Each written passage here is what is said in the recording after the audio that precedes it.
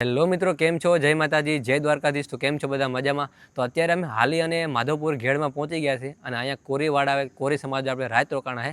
અને અત્યારે ખુશીની વાત તો મારા માટે એ છે કે અત્યારે માધવપુરના મારા કલેજા મારા મિત્રો અત્યારે મને મળવા આવ્યા.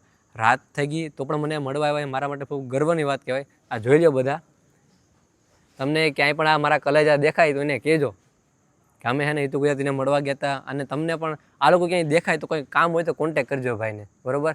અને આ લોકોએ મળવા આવ્યા, મને આમ બહુ શું કહેવાય ગર્વની વાત છે મારા માટે. અને બીજી વાત એ કહી દઉં કે અત્યારે છે ને અમે માધવપુર ઘેડમાં કોરી સમાજમાં છે અને સવારે નીકળી જવાનું છે આપણે દ્વારકા પાછું હાલીને. રસોઈ કામ બધી થઈ ગયું છે, હવે જમી અને સવારે નીકળી જવાનું છે. જય દ્વારકાધીશ.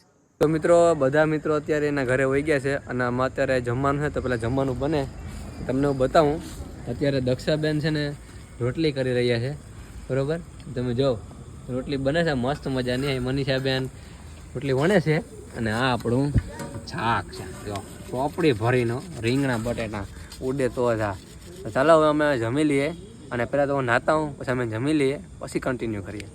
અત્યારે નાહી ધોઈને એકદમ મસ્ત મજાને ફ્રેશ થઈ ગયા, ડીલ પણ ફોરું પડી ગયું. અને અહીં જો આપણે રહ્યું ભાઈ કામકાજ ઉપર લીધું, હા કરીને જો રોટલી પીંડા કરે છે, રોટલી કરે, બરાબર? તો હવે જમી લઈએ પછી પાછા મળીએ આપણે. જમવાનું છે ને, જમવાનું બધું બની ગયું છે.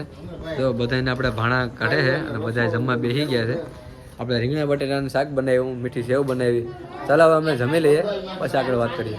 તો મિત્રો, હવે આપણે જમી લીધું છે અને હવે નિંદ્રા પણ બહુ આવે છે, પગ પણ દુખે છે, એટલે આપણે સૂઈ જઈએ અને સવારે પછી નિરાંતે મળશું અને નવું વ્લોગ બનાવી નાખીશું. આ વ્લોગ અહીંયા જ રાખીએ. તમને મારો વ્લોગ સારો લાગ્યો હોય તો ફોલો કરી દેજો. ચાલો, જય માતાજી, જય દ્વારકાધીશ.